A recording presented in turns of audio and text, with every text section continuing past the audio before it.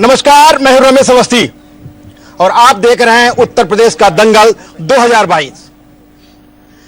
कंकर कंकर मेरा शंकर, लहर लहर अविनाशी हूं, मैं काशी हूं, मैं काशी हूं, मैं काशी हूं। जी हां, इस समय मैं काशी नगरी में हूं और आप देख रहे हैं हमारा खास कार्यक्रम दंगल। इसमें आप देख रहे हैं ये गंगा का किनारा है और घाट है और ये सामने काशी विश्वनाथ मंदिर भी है। और इस समय हम ना जो खास कार्यक्रम कर रहे हैं वो विवेकानंद क्रूज पे कर रहे हैं और इस समय गंगा की मुख्य धारा में है। हम राजनीतिकों ने यहां क्या किया पिछले 5 वर्षों में उसकी समीक्षा करेंगे। कई राजनीतिकों की नाव मझधार में है, कौन जीतेगा कौन हारेगा, इस पर चर्चा करने के लिए हमारे साथ बनारस के प्रबुद्धजन हैं और सभी राजनीतिक दलों के प्रतिनिधि भी हैं। इस चर्चा में भाग लेने के लिए हमारे साथ बीजेपी के तिलकराज शर्मा जी हैं, एसपी के डॉक्टर सुभाष राजभर जी हैं, बीएसपी के विष्णुदयाल सेठ जी हैं, कांग्रेस के संजीव सिंह जी का, अपना दल के गगन यादव जी का। हमारे इस खास कार्यक्रम में सभी मेहमानों का बहुत बहुत स्वागत। चर्चा शुरू करने से पहले देख लेते हैं बनारस के चुनावी रंग।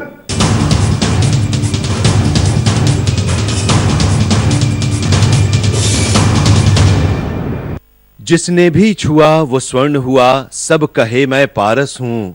मेरा जन्म महाश्मशान मगर मैं जिंदा शहर बनारस हूं। आप समझ गए होंगे कि आज हम वाराणसी की बात कर रहे हैं। शिव की नगरी काशी में इस समय सियासी पारा चरम पर है। यहां आखिरी चरण में 7 मार्च को पिंडरा, अजगरा, शिवपुर, रोहानिया, वाराणसी उत्तर, वाराणसी दक्षिण, वाराणसी कैंट और सेवापुरी सभी 8 विधानसभा क्षेत्रों में मतदान होगा। यहां की सियासी दांवपेच पर बात करने से पहले जानेंगे यहां का इतिहास। जब मिस्र का अस्तित्व नहीं था, जब रोम के बारे में किसी ने सोचा भी नहीं था, तब भी काशी थी। जी हां, इसे लगभग 5000 वर्ष पहले भगवान शिव ने अपनी त्रिशूल पर मनुष्यों की मुक्ति के लिए बसाया था। इसका उल्लेख स्कंद पुराण, रामायण, महाभारत, ऋग्वेद समेत कई ग्रंथों में मिलता है। इस पौराणिक नगरी का वाराणसी नाम बहुत ही पुराना है। ब्रिटिश शासन में यह एक व्यापारिक और धार्मिक केंद्र बना रहा। यहां 80 से ज्यादा घाट हैं, जिनमें मणिकर्णिका, 80 और दशाश्वमेध घाट मुख्य हैं। यह जिला मलमल, रेशमी कपड़ों, इत्रों, हाथी दांत और शिल्प कला के लिए औद्योगिक केंद्र रहा है। बनारस की सुबह के क्या कहने। पौ फटने के साथ ही गंगा की लहरों पर इठलाती सूर्य की किरणों की छटा अनोखी होती है। नियमित रूप से होने वाला कार्यक्रम सुबह बनारस लोगों को बरबस अपनी ओर खींच लाती है। घंटों की आवाजों के बीच गंगा की आरती पूरे विधि विधान से की जाती है। इसी आरती के बीच सूर्योदय होता है और चारों ओर सुनहरी आभा बिखर जाती है। बनारस की सुबह मन को जितना पुलकित करती है, उतना ही लाजवाब होता है यहां का नाश्ता। कचौड़ी, सब्जी और चाशनी में डूबी जिलेबी, जिसे देखते ही मुंह में पानी आ जाए। चाय की चुस्की के साथ ही लोग राजनीति से लेकर हर मुद्दे पर चर्चा करते नजर आते हैं। अपना टाइम मैनेजमेंट के लिए आपके पास बेशक कई घड़ियां हों, लेकिन काशी वासियों के पास ऐसी अड़ियां हैं अपने टाइम मैनेजमेंट के लिए, जहां जिंदगी चाय की चुस्कियों में मुस्कुराती है। यहां बात सुदामा की हो, ओबामा की हो, ओसामा की हो या किसी के मामा की हो, चर्चा यहां सुबह से शाम तक होती है और हमेशा आन रहती है। खई के पान बनारस वाला, खुल जाए बंद अकल का ताला। जी हां, बात बनारस की हो और पान की चर्चा न हो तो बात अधूरी रह जाती है। यहां की शान है बनारसी पान। नेता से लेकर अभिनेता सब दीवाने हैं इसके। बनारसी पान का कोई सानी नहीं है। लाइफ स्टाइल बनारसिया की अगर बात करें तो वो शुरू होती है मज्जन यानी रगड़ान से, फिर उसके बाद नंबर आता है दिव्य निपटान का, फिर नंबर आता है गंगा स्नान का, गंगा स्नान के बाद पूजा ध्यान, उसके बाद मधुर जलपान, मधुर जलपान के बाद एक बीड़ा पान, उसके बाद पूछिए पहचान तो आपको राजा बनारसी मिलेंगे। वाराणसी की सुबह जितनी खूबसूरत होती है उससे कहीं ज्यादा रंगीन होती है शाम बनारस। गंगा के किनारे हरी पीली रोशनी में नहाए घाट और बहते पानी दिल को सुकून देते हैं। दशाश्वमेध घाट और 80 घाट की आरती देखने के लिए पूरे विश्व से लोग आते हैं। गंगा आरती में मंत्रों का उच्चारण, घंटों की आवाज, नगाड़ों की गूंज रोम रोम में आनंद का संचार कर देती है। आपको बता दें कि अब पुराना बनारस आधुनिक बनता जा रहा है। प्रधानमंत्री नरेंद्र मोदी और मुख्यमंत्री योगी आदित्यनाथ के प्रयासों से 250 साल बाद मंदिर का पहली बार जीर्णोद्धार हुआ। पीएम मोदी ने 900 करोड़ की लागत से काशी विश्वनाथ कॉरिडोर बनवाकर वाराणसी वासियों को बड़ा तोहफा दिया है। कुल मिलाकर कहा जा सकता है कि बनारस अद्भुत भी, महान भी, धर्म भी, विज्ञान भी, सनातन भी, सम्मान भी, निर्मल घाट और श्मशान भी। इतनी खूबियों को समेटे बनारस को तभी तो गालिब ने दुनिया के दिल का नुक्ता कहा है। वाराणसी से निमेश राय के साथ सहारा न्यूज ब्यूरो।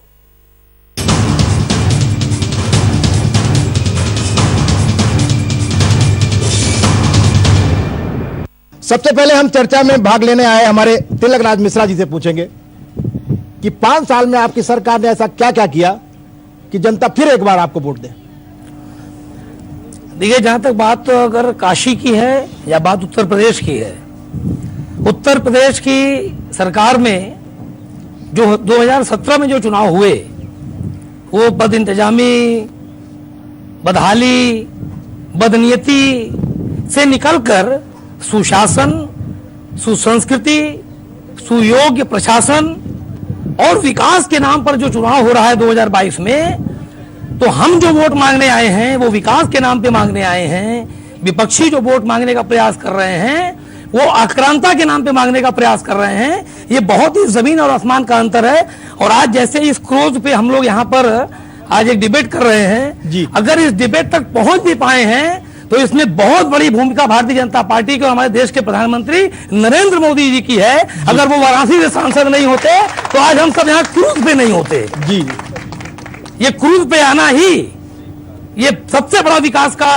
द्योतक है उत्तर प्रदेश का, कि उत्तर प्रदेश की आज जनता, जहां पर हमने गरीबों को राशन दिया है, वहीं उद्योगपतियों को इंडस्ट्री दी है, छोटे दुकानदारों को स्वरोजगार के अंतर्गत लोन दिए हैं और आज उत्तर प्रदेश खुशहाली की ओर है। हम इस नाम पे वोट मांगने आए हैं। ये एसपी के डॉक्टर राजभर जी हमारे साथ हैं।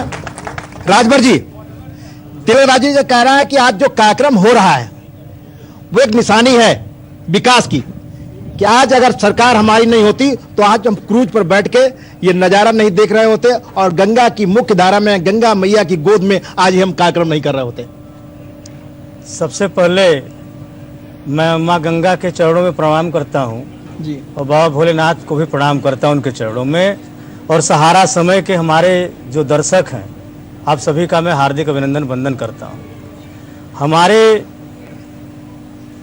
अभी मित्र ने कहा कि हम विकास के नाम पर वोट मांग रहे हैं, सुशासन के नाम पर वोट मांग रहे हैं। 300 रुपए की जो गैस सिलेंडर है वो 1000 हो जाए, ये विकास है। अरहर की दाल जो 60 रुपया 80 रुपया किलो है वो 200 रुपया किलो हो जाए। पेट्रोल डीजल जिसके नाम पर इनके लोग गैस सिलेंडर लेकर के, लकड़ी लेके, स्मृति ईरानी जी, राजनाथ सिंह जी जो आज डिफेंस मिनिस्टर हैं भारत सरकार में, स्मृति ईरानी जी जो भारत सरकार मंत्री है, ये लोग एक समय था कि लकड़ी गैस चूल्हे को लेकर के धरना प्रदर्शन करते थे कि महंगाई है। इनका जो विकास है, इनका जो मैनिफेस्टो है, उसके ठीक विपरीत है। ये कहते हैं हम खुशहाली लाएंगे, खुशहाली की जगह बदहाली ला दिया। आज बड़े पैमाने पर हमारे नौजवानों का रोजगार छिन गया और इन्होंने जो कमिटमेंट किया था कि हम 2 लाख प्रतिवर्ष रोजगार देंगे, रोजगार देने की बात छोड़ दीजिए रमेश भाई जी। रोजगार घट गए, रोजगार घट गए। और विकास के नाम पर सिर्फ एक बात है कि सिर्फ महंगाई में विकास हुआ है, बेरोजगारी में विकास हुआ है। बाकी हमारे प्रदेश के मुख्यमंत्री जी कहते हैं हम गर्मी निकाल देंगे। चीफ मिनिस्टर बहुत ही अनरेबल पोस्ट होता है, पद बड़ा होता है, व्यक्ति बड़ा नहीं होता है। और उस पद पर बैठने वाला व्यक्ति सड़क छाप भाषा का इस्तेमाल करे तो आप समझ सकते हैं कि वह कितना विजनरी लीडरशिप उसके अंदर है। नहीं, आपके लोग भी करते हैं, हमारे लोग नहीं करते। जी जी विजनरी लीडरशिप का अभाव है जी। मैं बता दूं आपको रमेश भाई जी। विजनरी लीडरशिप हमारे माननीय अखिलेश भैया में है। उन्होंने लखनऊ में मेट्रो चला के दिखा दिया। हमने आगरा ताजमहल जो कॉरिडोर है उस पर फाइटर प्लेन उतार के दिखा दिया। आप अभी पूर्वांचल में चले जाइए, पूर्वांचल एक्सप्रेसवे को भी देख लीजिए और उसको भी देख लीजिए, दोनों में फर्क आपको साफ साफ नजर आएगी। चलिए, रही एक मिनट और बात जी। दूसरी बात, जहां इस क्रूज की बात हो रही है, अगर हम बनारस जनपद के सांसद जो हमारे देश के मुख्यमंत्री हैं, प्रधानमंत्री हैं, माननीय प्रधानमंत्री हमारे देश के, ये हमको सौभाग्य मिला है।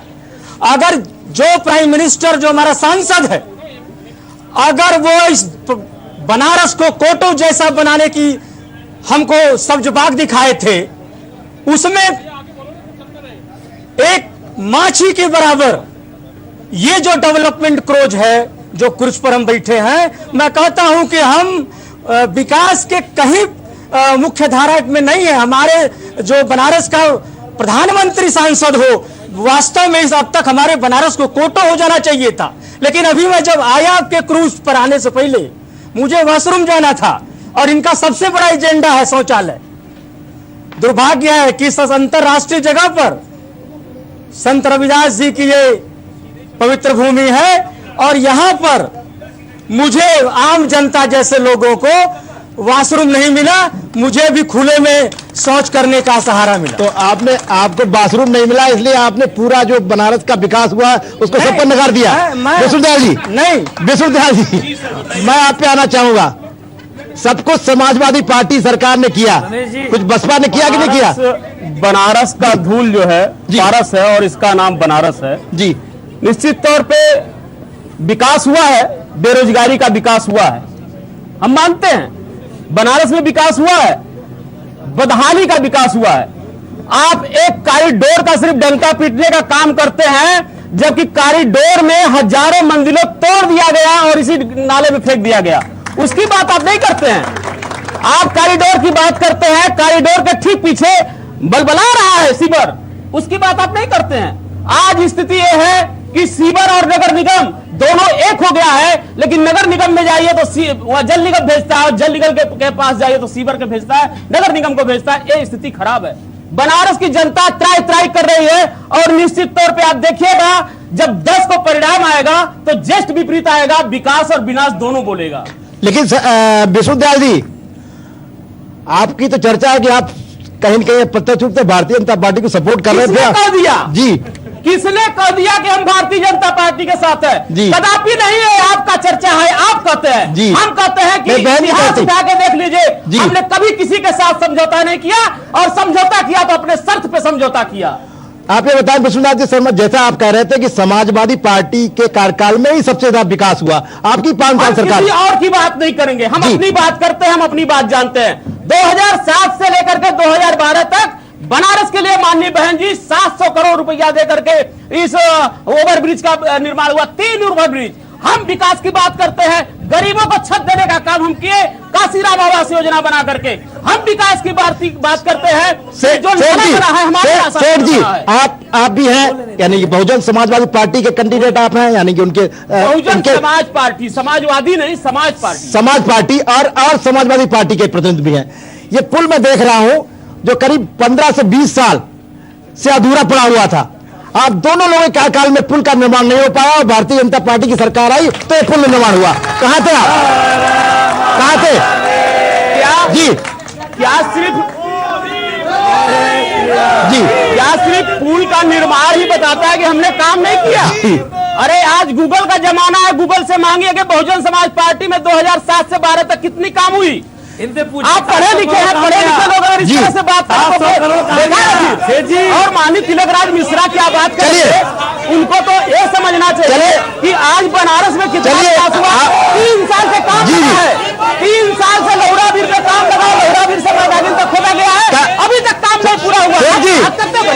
सेठ जी देखिए जी और जी समाजवादी पार्टी के साथियों समझ लें जी कि ये चुनाव भारतीय जनता पार्टी और उसकी सरकार नहीं लड़ रही है। ये सरकार इतनी पॉजिटिव सरकार रही है उत्तर प्रदेश के अंदर कि देश की जनता, उत्तर प्रदेश की जनता स्वयं निकल के चुनाव लड़ रही है और घर घर जाकर प्रचार कर रही है। ये पार्टी चुनाव नहीं लड़ रही है, मुख्यमंत्री चुनाव नहीं लड़ रहे हैं, ये देश की और उत्तर प्रदेश की जनता चुनाव लड़ने का काम कर रही है दोस्तों। और जहां इनको विनाश दिखता है आप जाकर के खोजते रहिए, हम तो मंदिर का निर्माण कर रहे हैं, देश की जनता का निर्माण कर रहे हैं। चलिए हमारे कांग्रेस के साथी हमारे संजीव सिंह जी सबकी बातें सुन के बड़ा हंस रहे हैं, मुस्कुरा रहे हैं। मैं उनके पास जाना चाहता हूं।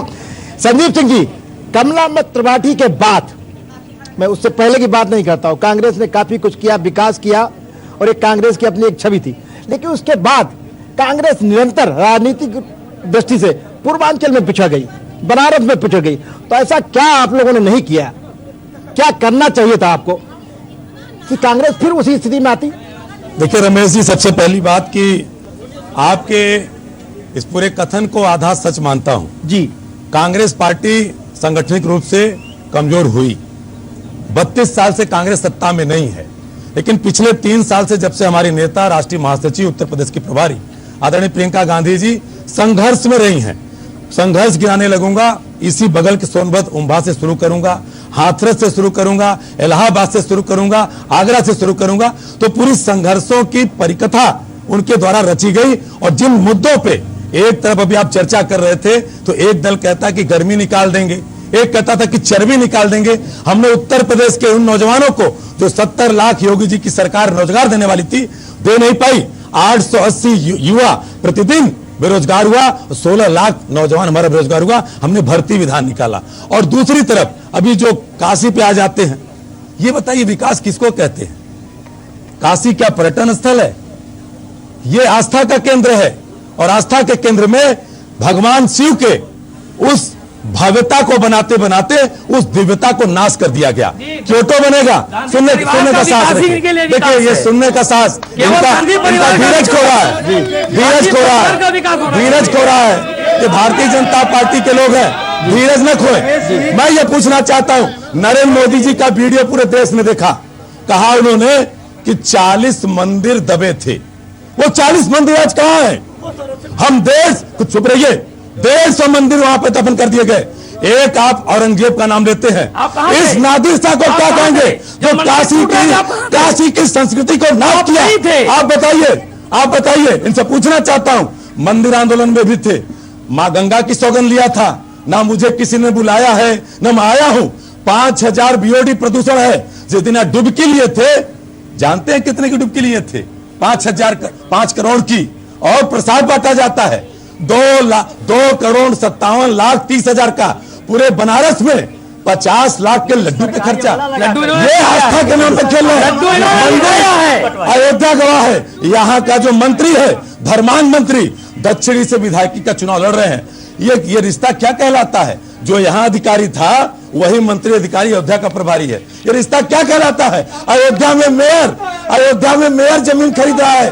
2 करोड़ की जमीन भगवान राम के नाम पे 10 सेकंड में 18 करोड़ की बेचते हैं। और योगी जी कहते हैं सब कुछ सही है।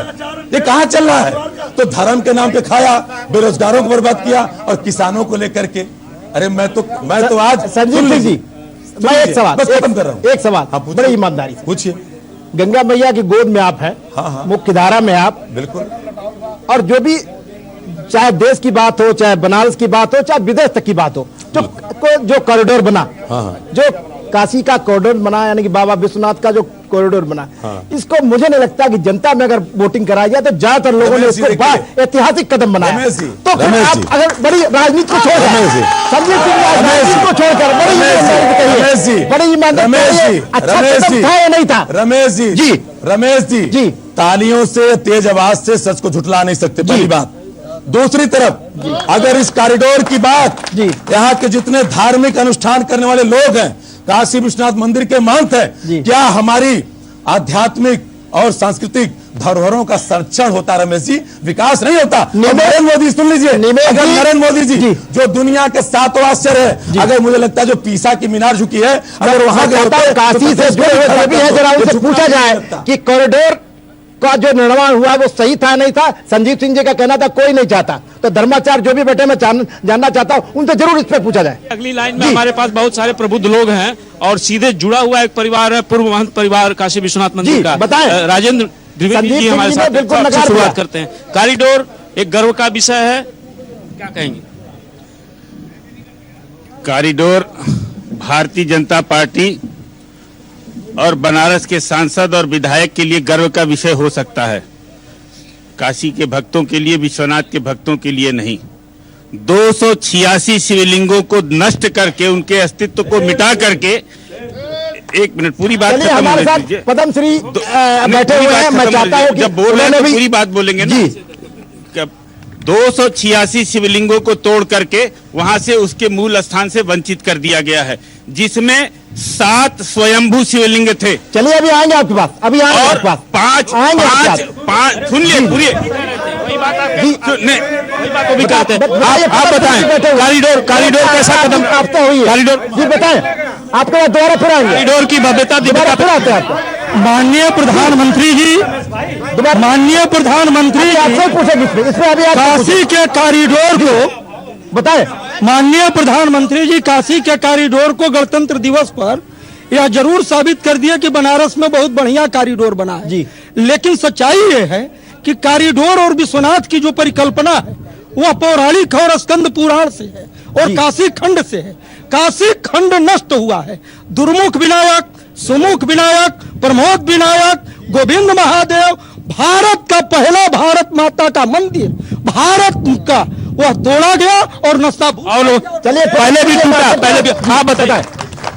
ये जो विकास को बता रहे हैं, ये विकास नहीं है, ये आ गया है यहाँ पर माल संस्कृति और जो आस्था के साथ पूरा खिलवाड़ है। अक्षय वट को कबाड़ दिया गया, जो 5-7 अक्षय वट हैं उनमें से कबाड़ दिया गया। हनुमान जी को दरोगा बना के वहाँ से ट्रांसफर कर दिया गया। यही तारीफ तो पूरी दुनिया में है, स्वर्णाक्षित हुआ जी। बताया और जल्दी भैया, सरकार किसी का बने, लेकिन हमारी एक निवेदन है पूरी नेशनल मीडिया से कि ट्रेंडिंग करा के किसी के देश में हिंदुस्तान को न खड़ा करा दें, ताकि युद्ध कल बनारस के नजदीक न आ जाए। तो हमारी बात को भी आगे बढ़ाइए। बिल्कुल जल्दी। आत्रि भारद्वाज जी, आप बहुत दिनों से बनारस को देख रहे हैं, ये कॉरिडोर का विकास गर्व का विषय है कि नहीं? कॉरिडोर जो है एक नई परिकल्पना है, लेकिन यह है कि आस्था और जो नयापन है, दोनों का सामंजस्य बहुत जरूरी है जी। हम जड़ को भी मेंटेन रखें और पत्तियां भी नहीं हो, ये बहुत जरूरी है जी। डॉक्टर विश्वनाथ द्विवेदी जी, आप प्राचार्य हैं, आप किस नजरिए से देखते हैं कॉरिडोर का निर्माण हो या फिर अन्य मंदिरों के निर्माण की बात करें, रिनोवेशन की बात करें? मुझे लगता है कि कॉरिडोर का निर्माण एक ऐतिहासिक कार्य हुआ है और इससे हर काशीवासी को गर्व का अनुभव होना चाहिए। रही बात, अगर इस तरह की बातें कुछ आई हैं जहां पर शिवलिंगों के साथ छेड़छाड़ हुई, तो इसकी भी जांच होनी चाहिए और निश्चित रूप से यदि ऐसा कुछ हुआ है तो उसका समाधान किया जाना चाहिए। फिलहाल कॉरिडोर हमारे लिए गौरव का विषय है। सुभाष सिंह जी, पुराने पत्रकार हैं, शहर को बहुत दिनों से देख रहे हैं, विकास का जो तस्वीर अब उभर के आई है बनारस में, चाहे कॉरिडोर की बात करें या फिर अन्य मंदिर, धार्मिक कॉरिडोर की सुधार की बात करें या फिर इंफ्रास्ट्रक्चर की बात करें, क्या तस्वीर आपको लगती है बदलती है? देखिए, बार बार क्योटो की बात आती है और लोग सवाल उठाते हैं, लेकिन विकास हुआ है, इससे कोई इनकार नहीं कर सकता। आज जो है हाईवे, आपको बाबतपुर एयरपोर्ट से बनारस का रोड और रिंग रोड 2 फेज पूरा हो चुका है, तीसरा फेज भी करीब करीब पूरे की तरफ है, केवल पुल बनना है। इसके अलावा और भी काम हुए हैं बनारस में, अंडरग्राउंड बिजली के कनेक्शन हुए हैं, तमाम तारों का जंजाल फैला रहता था, बिजली की चोरी होती थी, इस पर तो नियंत्रण लगा है। ठीक है, थोड़ा बहुत उसमें लोगों को पैसा ज्यादा देना पड़ता है, बिल स्मार्ट मीटर लगे, लेकिन उसके बावजूद काम शहरीकरण की सुविधाएं बढ़ी। हम आएंगे तिलक राज जी के पास, तिलक राज जी के पास, अभी दोबारा इसके बाद आपके पास, तिलक राज, इसके बाद आपके पास। माँ गंगा की कसम अगर खा करके बोल दें, माँ गंगा वेंटिलेटर पे पड़ी थी, 20,000 करोड़ की नमामि गंगा मोदी सरकार लाई थी, 9,000 करोड़ रुपए बताया गया नीति आयोग से खर्चा हुआ, इसी गंगा में नहर बनाने का काम किया गया, 12 करोड़ रुपया इसमें बाढ़ के पानी बह गया। क्या इससे भी सहमत है? क्या नहर बनाना भी विकास था? आप बताइए। तिलक राज जी, नहीं, मैं पूछना चाहता हूँ प्रभुजनों से, बार बार विकास की बात करते हैं, उनके पास आएंगे, पहले सीना चीना जा रहा है, नहर बनाई जा रही है, इनसे पहले पूछा विकास है। बताएं सेवा निधि से जो योजनाएं आई वो कहाँ चली गई? तिलक राज जी, अरे आप बताएं, उचित था जी, बताएं, ये जो बता रहे हैं आरोप लगा रहे हैं, उचित था, ये बताइए। ये देखिए पूरे भारतवर्ष में 6% पर आ गए हैं। इनकी समस्या ये है, आप चिंता और समस्या ये है भाजपा का जन्म हुआ तो संसद गंगा सेवा निधि से जो राजीव गांधी जी आकर के उद्घाटन करके गए थे यही मान मंदिर घाट से, उन योजनाओं को बता दें क्या किया इन्होंने। की कसम खा के अरे नमामि गंगे के अंतर्गत हम गंगा के तट पर डिबेट कर रहे हैं। इन्होंने जब गंगा की योजना लाई तो गंगा यहीं से लोग नहाना पसंद नहीं करते थे, ये इनका विकास था। अच्छा, ये कांग्रेस का विकास था, राजीव गांधी जी यही करके गए थे, उसको भूल जाते हैं, उसकी बात नहीं करते हैं। जब सिंजो आबे मैक्रे आते हैं जी, सालों के सामने मोदी जी की फोटो लगा देते हैं जी। ये आपकी सोच है। हम अपने अतिथियों को माँ गंगा के तट पर ला करके आरती दिखाते हैं, माँ गंगा को प्रणाम कराते हैं। आपके लिए क्या आकर्षण का विषय होगा? ये इनका विकास है। संजीव जी, आपके लिए आकर्षण का विषय होगा, हमारे लिए आस्था का विषय है, आस्था का प्रतीक है। नहीं करेंगे, हम अपने अतिथियों को ले आते हैं, दर्शन कराते हैं। बनाना उचित था, नहर बनाना उचित था। हमने एक प्रयास किया। क्यों प्रयास किया? नहीं, एकदम फिर प्रयास होगा। सीना चिर के प्रयास करेंगे? नहीं, माँ का सीना चिर के नहीं, उस सीना चिर के बारे में सोचा ही नहीं है। आप कैसे पूत हैं? संजीव जी, सीना चीरा है? नहीं, माँ का सीना नहीं चीरा जा रहा है, उस तट पे विकास हो रहा है। कहाँ हुआ? कहेंगे भारत में कहीं विकास नहीं होगा। लीन हो गया आपका, वो 12 करोड़ लीन हो गया। देखिए समस्या ये है, रमेश जी कैमरा का मंदिर बने तो इनको दिक्कत। गंगा जी सरकार जब रही क्या क्या विकास हुए? अगर आपकी सरकार जब रही तो क्या क्या किया आपने? मुझे लगता है जी, बाउंड्री कराएंगे तो इनको दिक्कत नहीं होगी। सुनिए रमेश जी, की बाउंड्री कराएंगे तो अच्छा, दिक्कत नहीं। पंजाब पे सवाल पूछा, बस 2 लाइन। कब्रिस्तान की बाउंड्री कराएंगे तो प्रश्न नहीं उठेगा। नहीं समझा, थोड़ा सा कोई दिक्कत नहीं, साहस भी रखिए। लेकिन अगर हम माँ गंगा की सेवा करना चाहेंगे तो इनका प्रश्न उठेगा। रमेश जी, पंजाब की बात, एक मिनट, पंजाब की बात की। देखिए मैं आज अंतर्राष्ट्रीय स्तर पर भी चुनाव आ चुका है, चुनाव के बीच में अंतर्राष्ट्रीय रसिया और यूक्रेन को, मैं यूक्रेन के राष्ट्रपति को सल्यूट करता हूं जिसने अपनी जनता के लिए सेना की वर्दी पहनी और कहा कि दुश्मन आएगा तो पीठ से दिखाऊंगा, सीने पे गोली खाऊंगा। तो आप और हमारा लीजिए ना धैर्य महाराज जी, प्रधानमंत्री जी गए, कुछ नहीं हुआ। भारतीय जनता पार्टी के समर्थक झंडा हरा रहे थे, कहना मुख्यमंत्री से जान बच गई। ये हमारे प्रधानमंत्री हैं, 700 किसानों की मौत होती है, ये हमारे प्रधानमंत्री है। और पंजाब मौसम बिगड़ जाता है, जहां सभाएं ये जवाब चन्नी की सरकार बन रही है, चन्नी की सरकार बन रही है। देश के प्रधानमंत्री ये नहीं चलेगा, ये नहीं होगा। आने के बाद भी दिग्गज पार्टी छोड़ जा रहे हैं प्रदेश में। पहले विकास को समझिए। चलिए बताइए, मुझे लगता है मुझे रहेंगे इनका लक्ष्य है यूक्रेन बनाना। इसको हुए लोग जो रसिया और यूक्रेन में बैठे पे जाना चाहते हैं, इंदिरा गांधी थी, जवाहरलाल नेहरू थे। स्वराज, एक मिनट, अभी आपके पास सरदार जी हमारे पास हैं।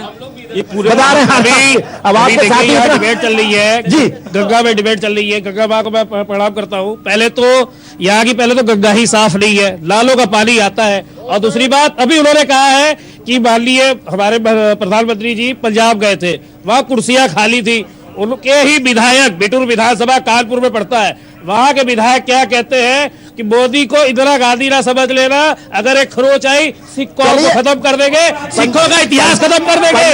क्या किसी कौम को ये बीजेपी के विधायक को वोट दिया जाता है, क्या वो किसी कौम को खत्म कर देंगे? कोई गाजर नहीं है। सिखों के तमाम संगठन प्रधान उनको फुसलाना ये उनका काम है, मगर इस बार कोई नहीं फुसल रहा। विकास के नाम पे महिला शक्ति आपकी बात जी, पीछे महिलाएं हैं जी, कुछ कहना चाहेंगे? नहीं, मेरे नजर में तो मोदी जी ने बहुत काम किया है और हमारे यहाँ मौजूदा सरकार से मैं बहुत पूरी तरह संतुष्ट हूँ और मैं चाहती हूँ कि ये सरकार दोबारा बने। जल्दी आप एक ही नाम, मोदी जी और योगी जी। भारत के लिए दो सपूत, मोदी जी और योगी जी। जो इन्होंने किया वो न कभी हुआ है, न था और न होगा, क्योंकि ये ऐसे लोग हैं जिन्होंने अपने घर परिवार को नहीं सींचा है, देश के लिए अपने आप को जी जान से अपने आप को अर्पित कर दिया है। हर हर मोदी, घर घर मोदी। जो आपके भीतर यही बात, हर हर मोदी, घर घर मोदी। आपको कुछ कहना? जी भैया, मैं बिल्कुल कहना चाहूंगा, यहाँ पे बात चन्नी जी की और पंजाब जाने की मोदी जी की बात हो रही है, तो मैं यही कहना चाहूंगी वो अपनी कौम को लेके खड़े हैं। तो क्या सिखों के कौम में यही सिखाया जाता है कि बाप को गोली मार दो? बाप बाप होता है, किसी बेटे के बाप पे उंगली उठेगी तो वो पूरा कौम खत्म कर ही देगा, समझे। और दूसरी बात, आपके चन्नी जी कहाँ सोए हुए थे जो मुख्यमंत्री प्रधानमंत्री की प्रोटोकॉल का ध्यान नहीं रख सके और उनकी गाड़ी खुलेआम चली गई सड़क से। किसी को खत्म करने की बात कोई किसी को नहीं। आप लोग नौजवान हैं, बच्चे हैं, खड़े हो जाइए जरा सा। आप लोगों के मन में कुछ सवाल आता है कि नेताजी लोगों से पूछना है? नहीं, वैसे मोदी जी ने बहुत सारे एजुकेशन फील्ड में भी बहुत सारे डेवलपमेंट किए, जैसे बहुत सारी यूनिवर्सिटीज बीजेपी के बाद 2014 से अभी तक खुली गई हो और IIM और IIT सबसे ज्यादा खुले हैं अभी तक इंडिया में। निमेश, मैं पूछना चाहता हूँ नारी शक्ति से कि जो नारी की सुरक्षा की बात होती थी, जो नारी असहज और महसूस करती थी कि नहीं सुरक्षा नहीं है, क्या योगी सरकार में सुरक्षा मिली? पूछे जरा। बिल्कुल आपसे। हाँ बिल्कुल मिली जी। आपको भी ऐसा लगता है? जी बिल्कुल। आप लोग पिछली लाइन में, लेकिन आप लोग भी बताएं कि महिला सुरक्षा की क्या स्थिति है? देखिए, चावल दाल की जो बात हुआ है, तो हम लोग को ना चावल चाहिए, ना दाल चाहिए, ना थाली चाहिए, हमें सिर्फ बनारस की विकास चाहिए।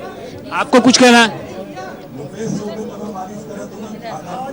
मैं यही कहना चाहूंगी कि माननीय योगी जी चाहे मोदी जी ने बिना भेदभाव के योजनाओं का लाभ दिया और आज मुस्लिम महिलाएं खुल के जी रही हैं उनके शासन राज में। धन्य है मोदी योगी, मैं उनको सादर नमन और प्रणाम करती हूँ कि दोबारा ये पूर्ण बहुमत से हमारी सरकार है। चलिए, पीछे महिला शक्ति अभी और भी हैं, उनसे भी हम बात करने की कोशिश करें। आपके सामने क्या मुद्दे हैं? महिला सुरक्षा से संतुष्ट हैं अभी? जी मैं बिल्कुल भी सेटिस्फाई नहीं हूँ। क्या हुआ आपके साथ? मेरे साथ क्यों? जिससे महिला सुरक्षा, देश की हर बेटी, एक बेटी के साथ हुआ गलत तो हर बेटी के साथ गलत हुआ। सबसे पहले बेटी बचाओ बेटी पढ़ाओ कहा मैं पूछती हूँ।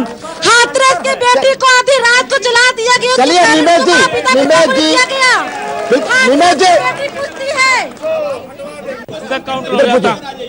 चलिए आप लोग आइए। क्या आपको लगता है कि मुद्दे क्या हैं इस बार? भ्रष्टाचार, सड़क, इंफ्रास्ट्रक्चर, महिला सुरक्षा, सिक्योरिटी। हम लोगों को अपने प्रधानमंत्री और अपने मुख्यमंत्री के कर्मों पे भरोसा है। जो उन्होंने प्रदेश का विकास किया, जो उन्होंने 15 करोड़ लोगों को आज 3 साल से 2 महीने में 2 बार फ्री राशन दे के लोगों को भुखमरी से बचाया, जो उन्होंने हमारी माताएं और बहनों को सुरक्षा दिया, आज हमारी माताएं बहनें खुलेआम अपनी बात रख सकती हैं, रात को 12 बजे भी टहल सकती हैं। आज गंगा जी हमारी 80% साफ हो चुकी है। आज बनारस में रमेश आप आए हैं, आप मुझे बताइए क्या आपको पहले के बनारस में और आज के बनारस में आपको डेवलपमेंट पे फर्क नहीं समझ में आया? जी बिल्कुल। ये लोग सिर्फ अराजक बात कर, इनके सरकार में जला दिए सड़कों पर धान की भाई होती थी, हम लोग की गाड़ियाँ 12 बजे रात एक सामने जला दिए लाश को। बात करते हैं। आपका सेंगर विधायक क्या किया आपको पता है? बाबा की नगरी में मैं सभी का यहाँ पे हार्दिक अभिनंदन और वंदन करता हूँ। जहाँ हमारे नरेंद्र मोदी जी का जो भी सरकार है, ये महत्वपूर्ण सरकार है। मैं सपा और बसपा दोनों को आकृति करता हूँ कि यह क्रांता की पार्टी थी, समरसता की रूप नहीं देखती थी, विकास की जगह विनाश की बात करती थी। और जहाँ कांग्रेस की बात है, ये विलुप्त होते जा रहा है। जहाँ सोनिया गांधी, जहाँ वो परिवार हिंदुत्व की भावना को नहीं जगाया, हिंदुस्तान में रहते हुए हिंदी बोलना नहीं सीखा, विकास इनको नहीं दिखता है, विनाश की ओर देखते हैं। बिजली की जो व्यवस्था है जो महिलाओं की सुरक्षा की व्यवस्था है, सड़क की सुरक्षा है, अन्न की व्यवस्था है, यह इनको नहीं दिखता है। नरेंद्र मोदी जी बनारस है, आज विश्व में बनारस दिखने लगा है। मैं समाजवादी पार्टी और बसपा के लोगों को बताना चाहता हूँ कि ये अपनी कुरीतियों से, आक्रांताओं से दूर रहे, महिलाओं को सुरक्षित है। नमः पार्वती पहले तो ये भ्रम आप दूर करिए, हम लोग समाजवादी पार्टी के साथ, अपना दल कमेरावादी गठबंधन के साथी है। कमेरावादी मुझे लगा अपना। और मेरा ये कहना है कि आएंगे आपके पास, आते हैं। मैं समाजवादी, अभी आपके पास आऊंगा। समाजवादी पार्टी गठबंधन है आपका। समाजवादी पार्टी के प्रतिनिधि के रूप से हम ये जानना चाहते हैं, तमाम लोग हैं अपराधियों, शांत रहिए, शांत रहिए। अपराधियों के खिलाफ चाहे कांग्रेस हो, चाहे भारतीय जनता पार्टी हो, चाहे बसपा हो, चाहे समाजवादी पार्टी हो, सब लोग कहना कि हम अपराधियों के खिलाफ हैं। फिर आखिर में बाबा जी के बुलडोजर से आपको इतनी तकलीफ क्यों है? जी बस अब तक सुनिएगा, जरा सा सवाल का जवाब सुनना चाहिए। आपने कहा कि बाबा के बुलडोजर से समाजवादी पार्टी को डर क्यों लगता है? जी, इसका उत्तर यह है कि आप अपराधी को जाति में क्यों बांट रहे हैं? आप सैंपलिंग क्यों कर रहे हैं? आप अपराधी की सिर्फ एक जाति होती है, वो अपराधी है, लेकिन जाति आधार पर अपराधी को ठोकेंगे तो उसका हम विरोध करेंगे। जी, सैंपलिंग नहीं होनी चाहिए। जी, ठाकुर है तो नहीं मारा जाएगा, मुसलमान है तो मारा जाएगा, राजभर है तो मारा जाएगा, यादव है तो मारा जाएगा, ब्राह्मण है तो मारा जाएगा। इसका विरोध है, विरोध जी, और विरोध होता है। सेठ जी, अपराधों पर जी, ऐसे हजारों नाम मैं गिना सकता हूँ जी, ऐसे हजारों नाम गिनाया जा सकता है जो अपराधी है जी।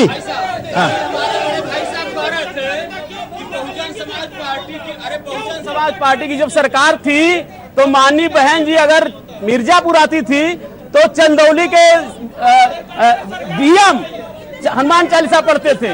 आज तो रोज मुख्यमंत्री है, कोई फर्क नहीं पड़ता है। और अपराधियों के नाक में नकेल जो माननीय बहन जी कस दी, कौन कसने वाला है? 2007 से लेकर के 2012 तक अपराधी या तो जेल में थे या प्रदेश बाहर थे। सेठ जी, आप अपने दिल से पूछिए। सेठ जी, मैं ये जानना चाहता हूँ कि इस बार जो चुनाव हो रहा है, समाजवादी पार्टी का गठबंधन और भारतीय जनता पार्टी में टक्कर मानी जा रही है। समाजवादी पार्टी का कहना है कि बसपा कहीं है नहीं, बसपा रेस से बाहर है। भाई साहब जी, ये तो आप लोग दिखा रहे हैं जी। अरे कोई 300 बता रहा है, कोई 400 बता रहा है। हाँ। सीटियां तो 403 न है जी। और चुनाव के बाद पता लगेगा, जिसके पास वोट रहेगा वो सरकार बनाएगा, जिसके पास 7% वोट है वो सरकार बना लेगा, और हमारे पास 23% वोट, हम सरकार नहीं बनाएंगे। ये तो आप दिखा रहे हैं, आप सच्चाई दिखाइए। 23% वोट हमारे साथ था मोदी के लहर में, जिसको आप लहर मानते हैं। उस समय यदि 23% हमारे पास था, आज विरोध चल रहा है इस पूरे प्रदेश में, तो हम सरकार बनाने के करीब है, सरकार बनाने जा रहे हैं। 10 तारीख को परिणाम देखिएगा आप। चचोट जी, हमारे साथ चलिए राजनीतिक चर्चा होती है, हो रही है। हम चाहेंगे निवेश जी से कि सलमा जी हैं, किन्नर एसोसिएशन के अध्यक्ष हैं, वो भी कुछ कहना चाह रहे हैं यहाँ पर। मैं चाह रहा हूँ सलमा जी आप भी बताएं क्या कहना चाहते हैं। राजनीतिक चर्चा आपने सुनी, आपकी अपनी प्रतिक्रिया। सलमा जी, क्या कहना है? नेताजी लोगों से क्या सवाल करना है? सभी काशी वासियों को नमस्कार। आवाज जा रही है मेरी? और फिर चुप रहेंगे तब तो आप बोलने दीजिए, बोलने दीजिए, बोलने दीजिए। इनकी भी आवाज सुनिए, थर्ड जेंडर की भी आवाज सुनिए। देखिए, नेशनल सबसे पार्टी कांग्रेस और बहुत पार्टियां जो इस देश में मौजूद हैं, और कि इन्होंने क्या काम ट्रांसजेंडर्स के लिए क्या किया? क्या हमें कभी विधानसभा का मेंबर बनाया? क्या कभी राज्यसभा का मेंबर बनाया? इनसे मेरी सवाल है जी। मगर इन्होंने मुझे कोई एक टिकट भी मेरे किन्नर समुदाय को नहीं दिया कि वो लड़के वो समाज की सेवा करे, विधानसभा में जाके अपनी अपनी बात, अपना आवाज उठाए। हाँ, हमारे लिए क्या, हम देश के नागरिक नहीं है क्या? हमारे देश पे अधिकार नहीं है? मगर देने वाला अधिकार एक ही बंदा है, माननीय श्री अखिलेश यादव ने दिया। और मैं राजनीतिक नहीं जा रही हूँ, मैं राजनीतिक नहीं जा रही हूँ। चुप रहो, बात सुनिए, बात सुनिए। मैं राजनीतिक नहीं जा रही हूँ। और अखिलेश भैया ने 2 किन्नर समाज को एक मेयर का चुनाव लड़ाया और एक हमारे विधानसभा मेंबर्स के लिए वो सोनम किन्नर को खड़ा करने के लिए बात की, मगर सोनम किन्नर ने नकार दे कि ईमानदारी से किसी ने नहीं किया। एक सवाल सभी राजनीतिक दलों से, सब चौधरी की तरफ से, सलमान चौधरी की तरफ से जी और लोगों से भी बात करें, पीछे लाइन में बोलिए। हम ये कहना चाहते हैं कि प्रधानमंत्री जी से कि अगर उनका इतना ही विकास था तो जो गोद लेने वाली की बात कहते थे तो उन्होंने कितना गांव गोद लिया उसके बाद जब 5 सालों बीत गए, वो गोद चले नहीं था गांव में। सवाल 2-3 गांव को गोद दिया था। आ रहे हैं बताइए। 8 साल पहले जब मोदी जी आए थे तो उन्होंने कहा था कि पूर्वांचल के लोग नौकरी के लिए, नौजवान और पढ़ा लिखा और वो मजदूर दोनों दूसरे प्रदेशों में जाते हैं नौकरी के लिए, तो हम इतना ज्यादा यहाँ उद्योग लगा देंगे कि यहाँ के लोगों को वहाँ नहीं जाना पड़ेगा। एक भी उद्योग 8 साल के अंदर नहीं आया। जवाब हम बात करते हैं जवाब आपसे, 1 मिनट बस जवाब। देखिए, जहां तक बात इंडस्ट्री की है, सबसे पहले खरियाओं में आज जो अमूल की इंडस्ट्रियां लगी, वो आपको इंडस्ट्री नहीं लगती है क्या? जी अखिलेश यादव लगवाया जी। रामनगर का पुल बना तो मुलायम सिंह जी उद्घाटन कर गए थे। आज जहां भी उत्तर प्रदेश के अंदर जो निर्माण चल रहे हैं, जो सड़कें बन रही हैं, सब में जो भी इंडस्ट्री आ रही है, लोगों को रोजगार मिल रहा है, लोग काम कर रहे हैं। अमूल की इंडस्ट्री में हजारों लोगों को रोजगार मिलेगा, वो रोजगार आपको नहीं दिखेगा संदीप, चूंकि आपने देखना ही नहीं चाहा है। तिलकराज जी, एक सवाल आपसे।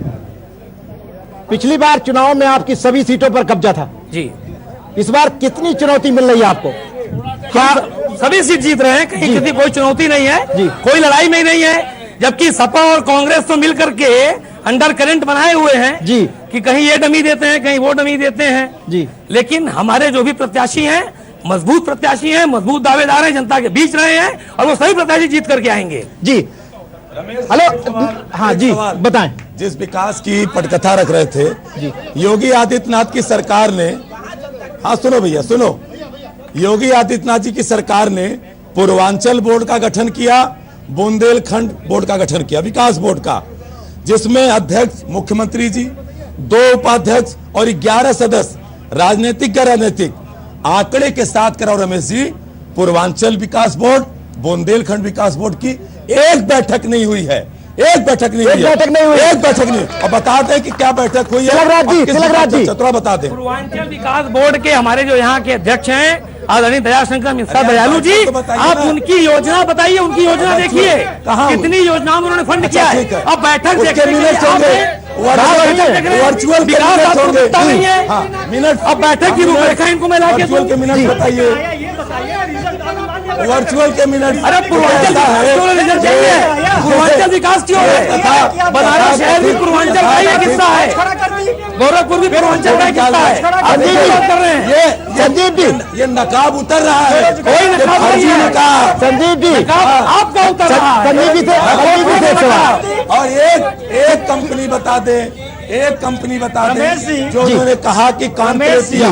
मैं दावे के साथ पूछ रहा हूँ, 20 करोड़ रुपए खर्च किए गए, एक कंपनी बताइए कि उत्तर प्रदेश में कॉन्क्लेव के जरिए आई है जहां उद्योग लगे, बताइए पहले। देखिए महिला शक्ति बैठी हुई है, उनसे मैं जानना चाहता हूँ कि नारी की सुरक्षा के ऊपर जी, पीछे महिलाएं, आपको भी मौका दीजिए, हम और मौका दीजिए आप लोग। आपको इस बार क्या लग रहा है? मोदी का ही समर्थन देंगे और सभी मोदी का समर्थन दे रहे हैं। जहाँ तक महिलाओं का सुरक्षा का बात है, आप इस टाइम देखिए महिलाएं कितनी राजनीति में इतने खुले स्तर पे, इतने खुले मंच पे कभी आपने इतनी महिलाओं को देखा है? एक परिवार खास को छोड़ दीजिए तो अपनी सामान्य परिवार की महिलाओं को आपने देखा नहीं, इस स्तर पे कभी नहीं देखा होगा। दूसरा, अभी आप बुर्का और सबकी बात कर रहे हैं, यहाँ पे नहीं हो रहा और हम हिंदू मुस्लिम कर भी नहीं रहे, लेकिन उस बच्ची को इतनी भीड़ में अकेले बोल के गई, बताइए किसी ने उस बच्ची को कुछ भी परेशानी की? कुछ हुआ? उस बच्ची के सुरक्षित अपने घर में अभी भी है, तो ये सुरक्षा का बात नहीं है। हमें जो चाहिए स्वच्छता, हमें चाहिए सुरक्षा, स्वच्छंदा दोनों हमें मिल रही है, बाकी चीजों से हमें उतनी कोई मतलब नहीं है। हमें चाहिए अपनी सुरक्षा, नहीं विकास तभी होगा जब हम भी तो साथ देंगे, सहभागिता हमारी रहेगी। हमारी सहभागिता तभी रहेगी जब हम सुरक्षित रहेंगे। किसी एक के सपोर्ट से कुछ नहीं होता, सबको मिल के काम करना चाहिए। जब 18 साल की उम्र की लड़कियों का बस हुआ था कि फना किया जाएगा कि 21 साल की लड़कियां बालिग होंगी, तो उन्होंने क्या बोला गया था कि सब है ना आवारा हो जाएंगी। ये कोई इनसी बात होती है कि 18 साल की उम्र से 21 साल में पहुंच जाएंगी तो आवारा हो जाएंगी सब लड़कियां? ये कौन सी बात होती है?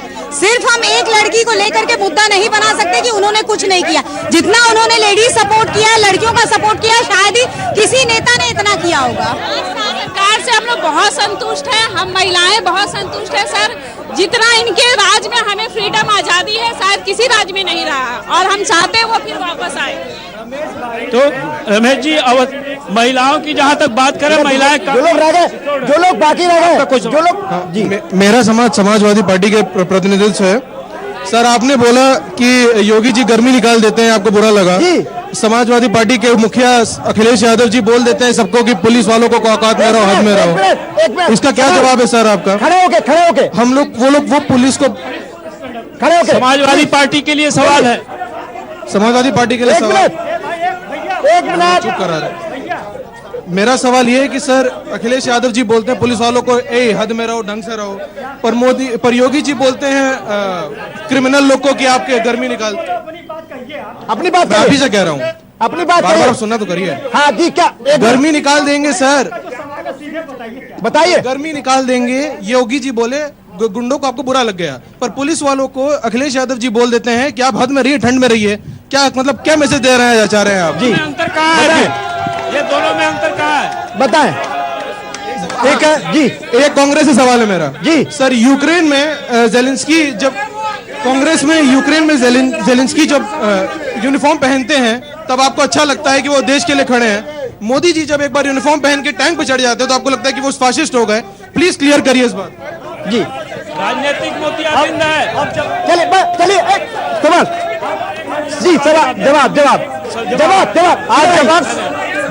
आप जवाब सुन लीजिए, जवाब सुन लीजिए, आगे आइए। हमारे नौजवान साथी ने जी, जरा भाई साहब समाजवादी पार्टी बोले जी, बोलिए।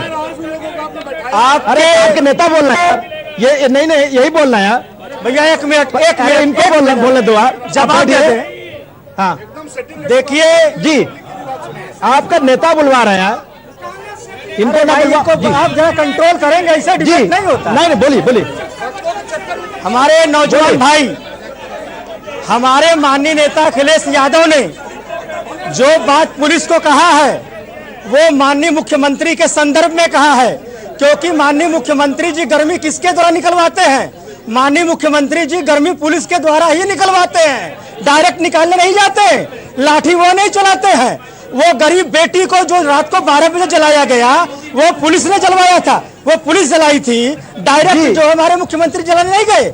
इसलिए उस कंटेस्ट में बात कहा गया है कि हम इनकी गर्मी, ये गर्मी तो हम लोग की निकाल रहे हैं, आपकी गर्मी निकाल रहे हैं।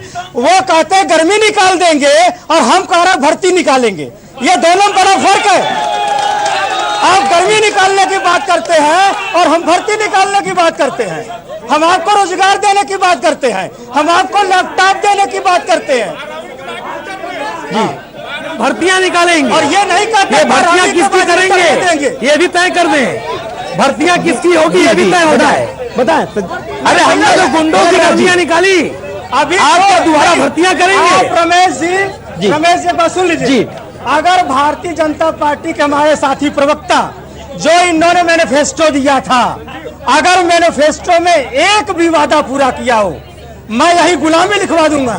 अरे हमने मैनिफेस्टो से अलग हट के विकास किया है। आप मैनिफेस्टो गिनाते रहिए, आप जो दिखाते रहिए, 1000 रुपए का मुआवजा दिखाते रहिए, हम उससे ऊपर हो गए। और 2 वर्ष के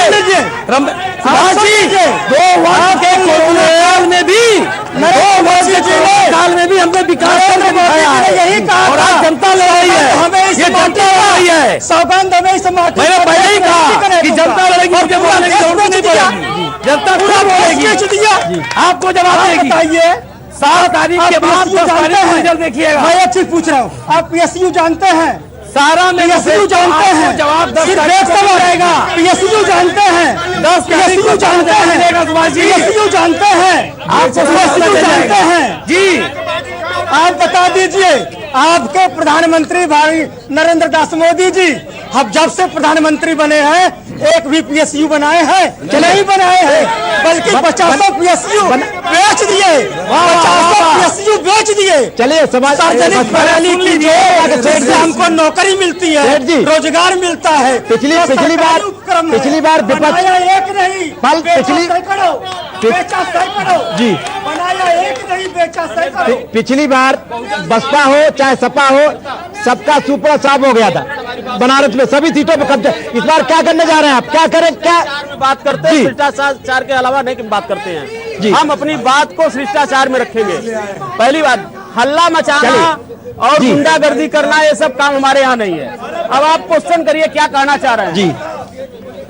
मैं एक बात कहना चाह रहा हूँ, देखिए रमेश जी, पूर्वांचल में मुख्तार के खिलाफ बुलडोजर चल रहा है, उसके भी षड्यंत्र करता है, बसपा उसका समर्थन करती है, उसके भी षड्यंत्र करता है। अपराधियों का कोई जात नहीं होता जी। यदि अपराधी है तो उसको टेरर करना चाहिए जी। और इस शासन को माननीय बहन जी तो किया है जी। जो अपराधी था या तो प्रदेश बाहर था या तो फिर जेल में था जी। तो माननीय बहन जी निष्पक्ष काम करती है और कानून द्वारा कानून का राज रहता है माननीय बहन जी के शासन में।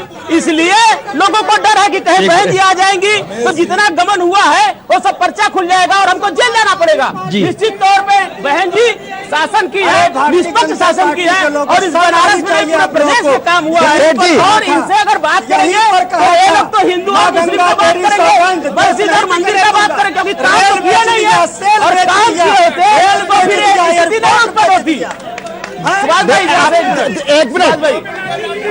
एक मिनट राजनीति से संजीव सिंह जी, राजनीति से उठकर भी बात होनी चाहिए। कभी त्योहार मनाते हैं, रसिया और यूक्रेन का युद्ध चल रहा है और इस युद्ध में माननीय प्रधानमंत्री जो है सराहनीय कदम किए जा रहे हैं। वायुसेना को भी लगा दिया गया है, रूस से भी बातचीत चल रही है, रूस में बॉर्डर अपने खोलने की बात की गई है। तो ऐसे कदमों की सराहना भी राजनीति से ऊपर करनी चाहिए और राजनीति अलग करिए। लेकिन इस समय प्रधानमंत्री जी का मनोबल आप लोगों को बढ़ाना चाहिए। हमारे जो लोग वहाँ फंसे हुए हैं वो सुरक्षित निकल आए, इसके लिए हम लोगों को बातचीत करनी चाहिए, ना कि इसमें भी राजनीति करनी चाहिए जी। रमेश जी इसका खंडन करता हूँ जी। रमेश जी जी जी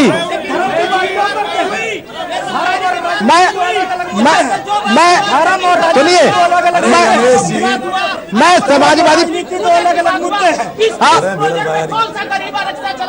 एक मिनट, अरे सुनेंगे रमेश जी जी जी आप सीधा डिबेट पर आ जाइए। रमेश जी थोड़ा अपने सवाल, एक सवाल बस। संजीव सिंह जी आखिरी सवाल सुनिए और उसके बाद तो एक सवाल सुन लीजिए ना जी, सुन लीजिए, कोई मतलब नहीं है, मैं निकाल के चला जाऊं क्या जी जी यार, कोई डिबेट करा रहा है जी। भारत के प्रधानमंत्री हमारी मदद करे जी, ये भारत की उपलब्धि है जी। संजीव सिंह जी हाँ सुन ला, यूक्रेन सुन ला। सिंह जी यूक्रेन में अभी आपने सवाल किया, थोड़ा ध्यान से भैया जी। अरे सपा वाले भाई सुन लो आप जी। अभी आपने यूक्रेन आपकी बात का विरोध कर रहा है। अरे आप सुन तो लीजिए महोदय जी, या तो आप बोल लीजिए जी। हाँ नहीं व्हाट्सएप नहीं जी, जानकारी आपको दे दो जी। चलिए मैं आपसे एक बार सुन लीजिए संजीव सिंह को सुन लीजिए। रमेश जी आप नहीं सुनना चाहते आपको, मैं यहाँ निकाल के चला जाता हूँ। आप आपको ही सुना रहे हैं, आप जो बात कर रहे हैं रूस और यूक्रेन की बात सुनिए पहले। हाँ बताइए। इंडियन कम्युनिटी वेलफेयर एसोसिएशन है, हाँ भारतीय नागरिक जो विदेश में रहता है जी, 500 करोड़ रुपया उसमें $1 के दिया जी। वहां का नौजवान 20,000 फंसा था, 11 फरवरी को अमेरिका ने अपने नागरिकों को लाने के लिए भेज दिया जी। यहाँ से 25 फरवरी को जब भेजा जाता हमारे नौजवान करे हमें जहाज भेजिए जी। एक आप भेजते हैं जो एयर इंडिया बिक गई है जी, 250 छात्रों को लाती है जी, 25,000 का किराया 60,000 वसूला जाता है जी। लगातार पहले सुनने के बाद करके उसके बाद अभी आप गलत बात है। हमारे नौजवानों को हमारे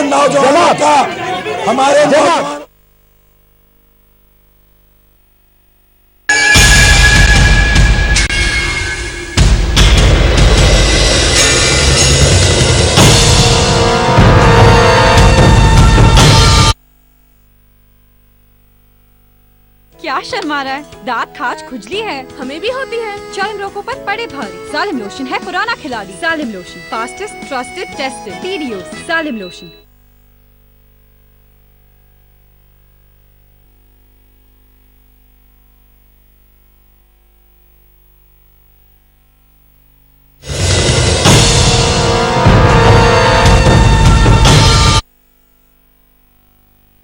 तिलकराज जी का बहुत बहुत धन्यवाद। एसपी के डॉक्टर सुभाष राजभर जी का बहुत बहुत धन्यवाद। बीएसपी के विष्णुदयाल शर्मा जी हमारे कार्यक्रम, विष्णुदयाल सेठ जी सॉरी, हमारे कार्यक्रम में आए, उनका भी बहुत बहुत धन्यवाद। आप सभी लोग जो अतिथि हमारे इस कार्यक्रम में आए, उनका भी बहुत बहुत धन्यवाद। और अंत में मैं इस कार्यक्रम को समाप्त करने के पहले इतना ही कहना चाहता हूँ बनारस के लिए कि गंगा की घाटों की रौनक एक सपना सा लगता है। अनजान कोई हो, काशी सबको अपना सा लगता है। आज इस कार्यक्रम में इतना ही, आगे देखते रहिए सारा समय। जय हिंद, जय भारत।